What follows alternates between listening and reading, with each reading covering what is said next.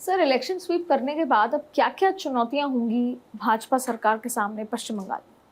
बड़ी चुनौतियां हैं, देखिए हर नई सरकार के सामने होती हैं। सबसे बड़ी चुनौती तो ये होती है कि expectations are the tragedy of life, promises are the tragedy of life. जो चुनाव में आदमी प्रॉमिस करता है उसको पूरा करना पड़ता है। तो सबसे पहली चुनौती तो इसमें यह है कि to maintain law and order, to create confidence in the mind of the common man कि you are safe, the state is safe. कल जो गोली कांड हो गया तो उससे इस कॉन्फिडेंस को धक्का लगा एक बार वापस नए सिरे से। तो पहली प्रायोरिटी, पहला चैलेंज स्टेट का ये to maintain a proper and full proof law and order on Calcutta roads and all West Bengal roads and streets. पहली बात तो उसमें ये आ गई उसमें जो है।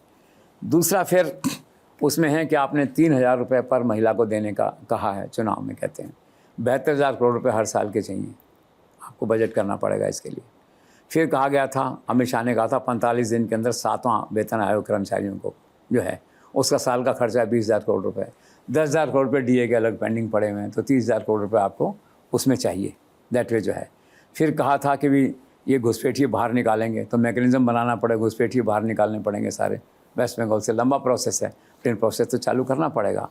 और फिर डेवलपमेंट के चैलेंजेस हैं, डेवलपमेंट की बातें हैं, तो इस तरह से हैं ये सारा जो है।